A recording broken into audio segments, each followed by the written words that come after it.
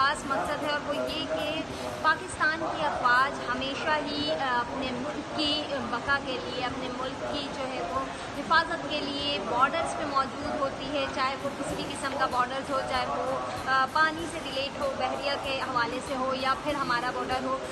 हमेशा हम महफूज हैं, अपने घरों में सुकून से सो रहे हैं, तो वो इन्हीं की वजह से।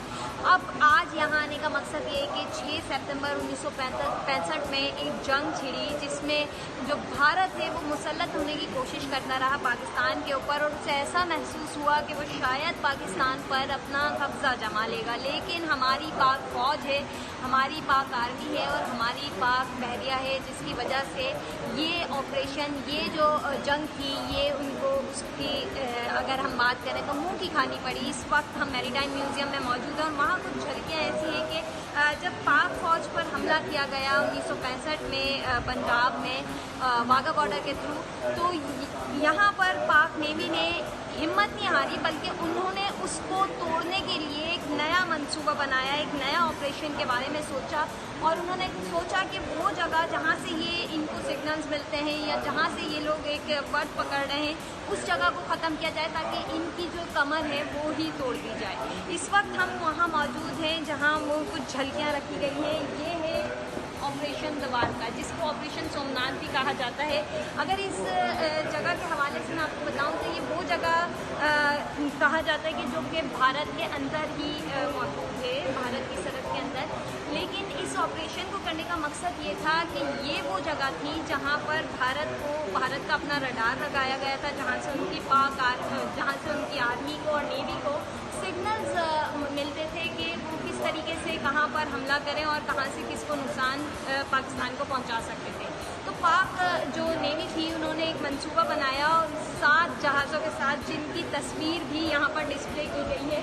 अगर हम बात करें तो उन्होंने इन 7 जहाज़ों के साथ, जो कि मतलब अगर हम बात करें उनके उस वक्त की फ़ौज की या उनके जहाज़ों की, तो वो बहुत बड़ी तादाद में थे। इन 7 जहाज़ों के साथ जिनमें खैबर था, जिसमें बाबर था, इनके साथ उन्होंने ये काम शुरू किया। और उसी के साथ साथ यहाँ एक डिटेल इस पूरे वाक़ये की दी हुई है कि किस तरीके से ये वाक़या शुरू हुआ था और किस तरीके से इसको एक अमली जामा पहनाया गया। इसमें हुआ ये था कि जब उनके रडार को तोड़ने की कोशिश की गई, उनके रडार को ख़त्म करने की कोशिश की गई, तो हमारे जो पाक नेवी के लोग थे उन्होंने उन्हीं के घर में जाके, यानी कि कराची से अगर हम 210 नॉटिकल मील दूर की बात करें, तो उनके घर में घुसकर उनको ये बता दिया कि अगर किसी ने हमारे मुल्क की तरफ मैली आँख से देखा तो उसे मुँह की खानी पड़ेगी। इस जहाज़ की कुछ और चीज़ें भी यहाँ मौजूद हैं, जैसे कि ये बेल्स है, कुछ चीज़ें हम आपको बताएंगे। कुछ ऐसी चीज़ें जो बाबर की, शहनशाह की, ये बेल्स रखी गई हैं। इसी के साथ जहाज़ का कुछ हिस्सा भी यहाँ रखा गया है। साथ ही एक एक्वेरियम के अंदर, शीशे के अंदर जो है वेपन्स की कुछ चीज़ें जो कि इसमें इस्तेमाल हुई वो भी रखी गई। इस वक्त हम मौजूद हैं मैरीटाइम म्यूज़ियम के सबसे टॉप फ्लोर पर, जहाँ पर गैलरीज़ रखी गई हैं, जहाँ 8 गैलरीज़ हैं तकरीबन। और इसके साथ ही साथ यहाँ पर 9 डिस्प्लेज भी किए गए हैं। पहली अगर आप मेरे अकब में इस वक्त देखें तो ये गैलरी है जिसको इंटरैक्टिव साइंस गैलरी का नाम दिया गया है। और यहाँ पर बहुत ही खूबसूरत जो चीज़ें हैं वो हमें दिखाई दे रही हैं। और इसके साथ ये इतना खूबसूरत मंजर है कि देख के ऐसा लग रहा है जैसे हम जो है वो बिल्कुल किसी और दुनिया में आ गए। बहुत अच्छे से महफूज किया गया है। इसी के साथ साथ यहाँ पर ये अगर आप देखें तो ये एक खूबसूरत चीज़ है जो कि शायद बहुत कम लोगों को देखने को मिलती है। ये पूरा एक स्ट्रक्चर एक एनिमल का यहाँ लगाया गया है जिसको बड़े अच्छे से महफूज किया गया है। इसी के साथ यहाँ पर कुछ नेवी के अवार्ड्स हैं जिनको यहाँ पर रखा गया है, शोकेस किया गया है ताकि लोग यहाँ आएँ।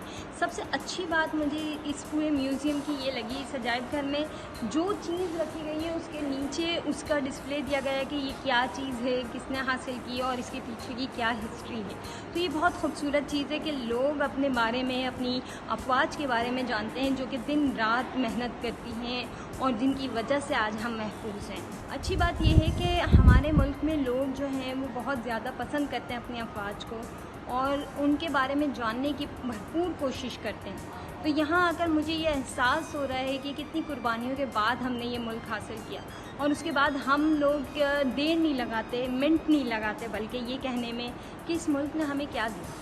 تو یہ وہ لازوال قربانیاں ہیں، یہ وہ لوگ ہیں، یہ وہ جگہ ہے جہاں ہمارے ان لوگوں کی، ان جوانوں کی داستانیں رقم ہوئی ہیں جنہوں نے ملک کے لیے اپنے جانوں کے نذرانے نہ صرف پیش کیے بلکہ اپنے اور اپنے آنے والی جتنی نسل ہے اسے اپنے ملک کے لیے وقف کیا. تو ہمیں چاہیے کہ ہم لوگ ان ہسٹریز کو، ان چیزوں کو پڑھیں، انہیں دیکھیں، ان جگہوں کی وزٹ کریں تاکہ ہمارے وہ پوائنٹ آف ویو جو کہ ہم گھر بیٹھ کے اپنی ٹیبل پر چائے کے کپ کے ساتھ بنا لیتے ہیں وہ کلیئر ہوں، اور ہم جان سکیں کہ ہماری قوم نے اگر یہ آزادی حاصل کی ہے تو اس کے پیچھے کتنی قربانیاں تھیں. یہ وہ جگہ ہے جن پہ ٹائلڈ آؤٹ کیا گیا ہے، ان سارے لوگوں کا نام کلوزڈ. اگر آپ دیکھیں یہ ساری چیزیں جو ہیں وہ یہ ٹائلز کے اوپر لکھی گئی ہیں، تو بڑی خوبصورتی سے اس جگہ کو مینٹین کیا.